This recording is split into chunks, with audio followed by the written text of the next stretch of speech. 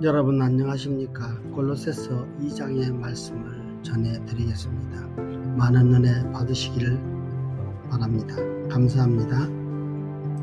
골로새서 2장 1절. 내가 너희와 라오디게아에 있는 자들과 물은 내 육신의 얼굴을 보지 못한 자들을 위하여 얼마나 힘쓰는지를 너희가 알기를 원하노니. 바울 사도님, 저희는 직접 만나 뵌 적도 없는데 왜 저희를 위해 그렇게 힘쓰시나요? 비록 내 눈으로 너희를 본 적은 없지만 너희는 복음을 통해 같은 믿음 안에 있는 형제자매입니다. 나는 라오디게아 교회와 너희처럼 아직 대면하지 못한 자들을 위해서도 끊임없이 기도하고 편지를 쓰며 진리 위에 굳게 서도록 돕고자 힘쓰고 있습니다. 이는 교회를 향한 하나님의 마음을 따르는 것이며 나의 사도직의 사명이기도 합니다. 우리와 직접 만난 적 없으셔도 마음은 가까이 계시는군요. 그렇습니다. 복음 안에서는 거리도 시간도 장벽이 되지 않습니다. 나는 오직 그리스도의 몸인 교회가 진리 위에 굳건히 서도록 도우려는 마음뿐입니다. 골로새서 2장 2절. 이는 그들로 마음의 위안을 받고 사랑 안에서 연합하여 확실한 이해의 모든 풍성함과 하나님의 비밀인 그리스도를 깨닫게 하려 함이라. 바울 사도님, 그렇게 힘쓰시는 이유는 무엇인가요? 나는 너희가 마음의 위로를 받고 사랑 안에서 하나 되어 진리의 풍성함에 이르기를 원합니다. 그 중심에는 한 가지 목적이 있습니다. 바로 하나님의 비밀인 그리스도를 더욱 깊이 깨닫는 것입니다. 예수 그리스도를 아는 지식이야말로 신자의 성장을 이끄는 열쇠입니다. 사도님, 그리스도를 아는 것이 그렇게 중요합니까? 절대적으로 중요합니다. 왜냐하면 모든 지혜와 지식의 중심이 그리스도 안에 있기 때문입니다. 하나님은 그분 안에 모든 비밀을 감추셨고 우리는 그분을 통해 하나님을 아는 데까지 자랄 수 있습니다. 골로새서 2장 3절. 그 안에는 지혜와 지식의 모든 보화가 감추어져 있느니라. 모든 보화가 예수님 안에 있다고 하셨는데 그 말은 무슨 의미인가요? 사람들이 지혜와 해답을 세상의 철학이나 전통에서 찾으려 하지만 참된 지혜와 진정한 지식은 오직 그리스도 안에 있습니다.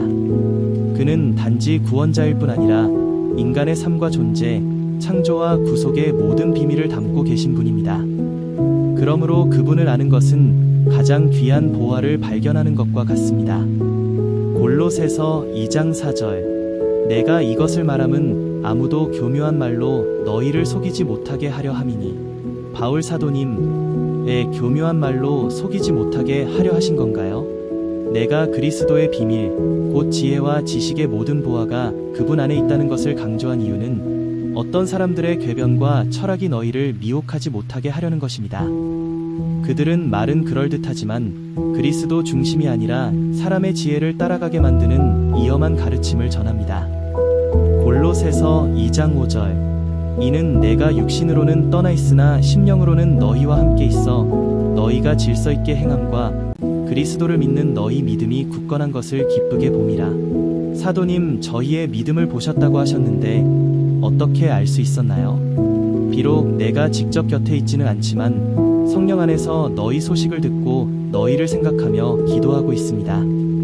너희가 질서 있게 행하고 그리스도 안에서 굳건한 믿음을 지키고 있다는 소식은 나에게 큰 기쁨입니다. 이는 너희가 복음 안에서 흔들리지 않고 있다는 증거이기도 합니다. 골로새서 2장 6절. 그러므로 너희가 그리스도 예수를 주로 받았으니 그 안에서 행하되. 사도님, 그리스도를 주로 받았다는 말씀은 무엇을 의미하나요? 너희는 복음을 받아들일 때 예수님을 단지 구원자뿐 아니라 주님으로 모셨습니다. 이것은 너희 삶 전체가 이제 예수님의 통치를 따르는 삶이 되어야 한다는 뜻입니다. 믿음은 단지 시작이 아니라 예수 그리스도 안에서 계속 살아가는 삶의 방식입니다. 골로새서 2장 7절. 그 안에 뿌리를 박으며 세움을 받아 교훈을 받은 대로 믿음에 굳게 서서 감사함을 넘치게 하라. 바울 사도님, 뿌리를 받고 세움을 받아라는 표현이 참 인상 깊습니다. 어떤 의미인가요? 뿌리를 박는 것은 그리스도 안에 깊이 연결되고 세움을 받는 것은 그리스도 이에 굳건히 서는 것을 말합니다. 이는 모두 지속적인 신앙 성장과 정착을 의미합니다. 교훈받은 대로 바른 복음 위에 서서 흔들림 없이 감사하는 삶을 살아가라는 권면입니다. 감사는 성숙한 믿음의 열매입니다. 골로새서 2장 8절 누가 철학과 헛된 속임수로 너희를 사로잡을까 주의하라. 이것은 사람의 전통과 세상의 초등학문을 따름이요 그리스도를 따름이 아니니라. 바울 사도님, 철학과 헛된 속임수가 왜 그렇게 위험한가요? 그것들은 겉으로는 지혜로운 말처럼 보이지만 실상은 사람의 생각과 전통에 근거한 것입니다. 이런 것들은 하나님의 진리 대신 인간의 기준과 세상의 원리를 따르게 만듭니다. 초등학문이란 말은 복음에 비해 어린아이 수준의 미성숙한 이론이란 뜻이죠. 그것은 결코 그리스도를 따르는 길이 아닙니다. 골로새서 2장 9절 그 안에는 신성의 모든 충만이 육체로 거하시고 사도 바울님 그러면 그리스도 안에는 무엇이 다르다는 것인가요? 예수 그리스도 안에는 하나님의 본질, 곧 신성이 온전히 거하고 있습니다. 그는 단지 선지자나 교사 정도가 아니라 하나님 자신이 육신을 입고 오신 분입니다. 그러므로 사람의 철학이나 사상으로는 도달할 수 없는 참 지혜와 진리가 그분 안에 충만히 있습니다. 골로새서 2장 10절 너희도 그 안에서 충만하여졌으니 그는 모든 통치자와 권세의 머리시라. 바울 사도님 그런데 우리가 어떻게 그리스도의 충만함을 누릴 수 있나요? 너희가 그리스도 안에 있을 때 그분 안에 있는 충만함이 너희에게도 흘러들어옵니다. 이는 우리의 공로나 자격 때문이 아니라 그리스도와 연합되었기 때문입니다. 그는 모든 권세와 통치의 주이시며 우리가 그분 안에 있을 때 더 이상 부족하지 않은 자, 영적으로 온전한 자로 살아가게 됩니다. 골로새서 2장 11절 말씀은 또 그 안에서 너희가 손으로 하지 아니한 할례를 받았으니 곧 육의 몸을 벗는 것이요 그리스도의 할례니라. 사도님, 저희는 유대인이 아닌데 무슨 할례를 받은다는 말씀인가요? 너희가 받은 할례는 육체에 행한 외적인 표식이 아니라 그리스도 안에서 마음과 삶의 변화를 의미하는 영적 할례입니다. 이 할례는 죄의 지배를 받는 옛 사람의 본성을 벗어버리는 것이며 이는 그리스도의 죽음과 함께 죄에 대하여 단절된 상태를 말합니다. 이것이 바로 참된 할례, 곧 그리스도의 할례입니다. 골로새서 2장 12절 말씀은 너희가 세례로 그리스도와 함께 장사되고 또 죽은 자들 가운데서 그를 일으키신 하나님의 역사를 믿음으로 말미암아 그 안에서 함께 일으키심을 받았느니라. 그럼 세례도 단순한 의식이 아닌가요? 그렇습니다. 세례는 단지 물에 잠겼다 나오는 행위가 아닙니다. 그것은 그리스도와 함께 죽고 그리스도와 함께 살아났음을 믿음으로 고백하는 상징이자 실제의 연합입니다. 너희가 세례를 받을 때 그리스도의 죽음과 함께 너희 옛 자아가 장사되고 부활의 생명으로 새롭게 살아난 것입니다. 골로새서 2장 13절 말씀은 또 범죄와 육체의 무할례로 죽었던 너희를 하나님이 그와 함께 살리시고 우리의 모든 죄를 사하시고 바울 사도님 저희가 죽었다가 살았다는 표현은 어떤 의미인가요? 너희는 죄로 인해 영적으로 죽은 상태였습니다. 그리고 유대 율법의 할례도 받지 않았기에 하나님의 언약 밖에 있었던 이방인이었습니다. 그런데 하나님께서 그리스도와 함께 너희를 살리셨곤 모든 죄를 사하셨습니다. 이는 전적인 은혜로 주어진 생명의 부활이며 이제 너희는 영적으로 살아있는 존재입니다. 골로새서 2장 14절 말씀은 우리를 거스르고 불리하게 하는 법조문으로 쓴 증서를 지우시고 제하여 버리사 십자가에 못 박으시고 사도님, 우리를 거스르는 증서가 무엇인가요? 그것은 우리의 죄와 율법의 정죄를 기록한 문서입니다. 마치 빚을 적은 채무 문서처럼 우리 각자의 죄가 하나님 앞에 기록되어 있었고 그것이 우리를 정죄하고 불리하게 작용하던 증거였습니다. 그러나 예수님께서 십자가에서 그 증서를 지우시고 완전은 못 박아 없애셨습니다. 더 이상 그 죄의 기록이 너희를 고발할 수 없습니다.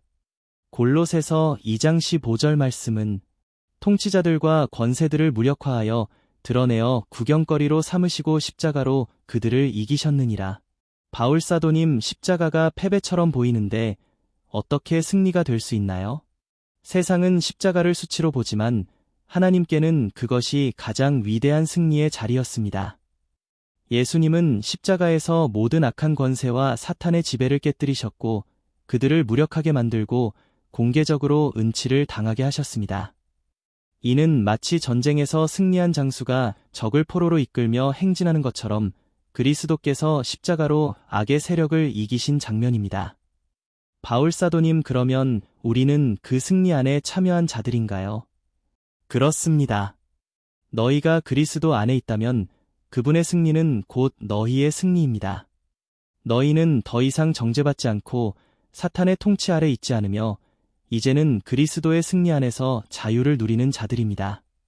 골로새서 2장 16절 말씀은 그러므로 먹고 마시는 것과 절기나 초하루나 안식일을 이유로 누구든지 너희를 비판하지 못하게 하라. 사도님, 누군가가 음식이나 절기를 지키지 않는다고 저희를 정죄하면 어떻게 해야 하나요? 너희는 더 이상 율법 아래 있지 않고 그리스도 안에서 자유를 얻은 자들입니다. 그러므로 특정한 음식이나 절기, 안식일 규정을 지키지 않았다고 해서 비판받을 이유가 없습니다. 그것은 더 이상 신앙의 본질이 아닙니다. 그리스도께서 율법을 완성하셨고 너희는 은혜의 원리로 사는 자들입니다. 골로새서 2장 17절 말씀은 이것들은 장래일의 그림자이나 몸은 그리스도의 것이니라. 바울 사도님, 율법에서 지키던 것들이 다 쓸모없어진 건가요? 아니요. 그런 것들은 장래에 올 실체, 곧 그리스도를 예표하는 그림자였습니다. 예를 들어 안식일은 그리스도 안에서 주어질 참된 안식을 가리키는 표지였고 절기나 음식 규정도 정결과 구별됨이라는 복음의 원리를 상징한 것입니다. 그러나 이제 실체이신 그리스도께서 오셨기에 더 이상 그림자에 매일 필요가 없습니다. 바울 사도님, 그렇다면 진짜 중요한 건 그리스도 자신이군요? 맞습니다. 몸은 그리스도의 것입니다. 실체가 오셨으니 이제는 그림자가 아니라 그리스도를 붙들고 살아야 합니다. 예수님 안에서 우리는 완전함을 얻었고 이제는 그분의 은혜로 살아가는 것입니다. 골로새서 2장 18절 아무도 꾸며낸 겸손과 천사 숭배를 이유로 너희를 정죄하지 못하게 하라. 그가 본 것에 의지하여 그 육신의 생각으로 헛되이 과장하고. 바울 사도님, 어떤 사람들이 겸손한 척하며 천사 숭배를 주장하는데 어떻게 해야 하나요? 그런 자들은 거짓 겸손과 인간적 환상에 속은 자들입니다. 그들은 마치 특별한 영적 체험을 했다고 주장하면서 천사를 숭배하고 다른 사람들을 정죄하려 합니다. 그러나 그런 주장들은 하나님이 주신 계시가 아니라 육신의 생각에서 비롯된 헛된 자랑일 뿐입니다. 사도 바울님, 천사를 높이는 것이 왜 문제인가요? 하나님을 섬기는 존재인데요. 천사는 피조물입니다. 그들은 우리처럼 하나님을 섬기는 종에 불과합니다. 그런데 그들을 숭배하거나 중보자로 세우는 것은 하나님이 정하신 질서를 벗어나는 일입니다. 그리스도만이 유일한 중보자이며 그분만이 예배와 영광을 받으실 분입니다. 골로새서 2장 19절 말씀은 머리를 붙들지 아니하는지라 온 몸이 머리로 말미암아 마디와 힘줄로 공급함을 받고 연합하여 하나님이 자라게 하심으로 자라느니라. 사도님, 그런 사람들이 왜 그리스도에게서 멀어지는 걸까요? 그들은 머리 대신 그리스도를 붙들지 않기 때문입니다. 교회는 예수 그리스도를 머리로 한 몸이며 모든 성장은 그분께 연결될 때만 가능합니다. 그리스도를 떠나면 신앙은 멈추고 영적 분열과 왜곡이 일어납니다. 우리는 오직 그리스도께 붙어 있을 때 하나님께서 공급하시는 힘으로 자랄 수 있습니다. 사도님, 그러면 영적 성장은 방법이 아니라 그리스도와의 연결에 달린 건가요? 정확히 그렇습니다. 그리스도께 붙어 있는 것, 그것이 생명이고 성장의 길입니다. 겉으로는 영적이고 특별해 보이는 주장이라 해도 머리 대신 그리스도와 무관하다면 다 헛된 것입니다. 골로새서 2장 20절 말씀은 너희가 세상의 초등학문에서 그리스도와 함께 죽었거든 어찌하여 세상에 사는 것과 같이 의문에 순종하느냐. 사도님, 저희가 그리스도와 함께 죽었다는 말이 무슨 뜻인가요? 그리스도와 함께 죽었다는 것은 너희가 더 이상 세상의 원리와 죄의 지배 아래 있지 않다는 뜻입니다. 율법적 규칙이나 인간의 전통, 세상의 종교적 시스템은 너희를 더 이상 다스릴 수 없습니다. 그런데도 여전히 세상의 규례에 얽매여 살아가려 하느냐는 것이 나의 질문입니다. 골로새서 2장 21절 말씀은 곧 붙잡지도 말고 맛보지도 말고 만지지도 말라 하는 것이니, 사도님, 어떤 사람들은 이런 금욕 규칙들을 엄격히 지키라고 합니다. 정말 필요 없는 건가요? 그런 명령들은 겉으로는 경건해 보이지만 실제로는 세속적 금욕주의에 불과합니다. 붙잡지 말라, 맛보지 말라, 만지지 말라는 식의 규칙은 신앙의 본질이 아닙니다. 하나님께서는 외적인 통제보다 마음의 변화를 원하십니다. 골로새서 2장 22절 말씀은 이 모든 것은 한때 쓰이고는 없어지리라 하는 것이요 사람의 명령과 가르침을 따르느니라. 사도님, 그런데 왜 그런 규례들이 사람들에게 그렇게 중요하게 여겨지는 걸까요? 그 이유는 간단합니다. 그 규칙들은 인간이 만든 것이기 때문입니다. 사람들은 외적인 규범을 정해놓고 그것을 지키는 것으로 신앙의 기준을 삼으려 합니다. 그러나 그런 것은 한때 사용되다 사라지는 일시적인 것들이며 하나님이 아니라 사람의 가르침에서 나온 것들입니다. 골로새서 2장 23절 말씀은 이런 것들은 자의적 숭배와 겸손과 몸을 괴롭게 하는 데는 지혜 있는 모양이나 오직 육체 따르는 것을 금하는 데는 아무 유익이 없느니라. 사도님, 그런 규율들이 경건해 보이는데 왜 바울 사도님은 그것들을 경계하라고 하시나요? 그들은 자의적 숭배, 즉 사람이 만든 방식으로 경건한 척할 뿐입니다. 외적으로는 겸손해 보이고 몸을 괴롭게 하는 극기 생활처럼 보이지만 실제로는 육체의 욕망을 다스리는데 아무런 능력이 없습니다. 진짜 경건은 그리스도 안에서의 새 생명으로부터 나오는 것이며 이런 외적인 형식은 오히려 참된 신앙을 왜곡할 수 있습니다. 사도 바울이 전하는 골로새서 2장 말씀은 여기까지입니다. 다음은 골로새서 3장에서 만나 뵙겠습니다.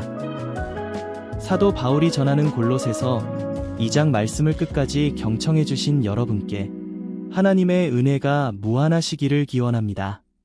진행자는 유재훈 목사였습니다. 감사합니다.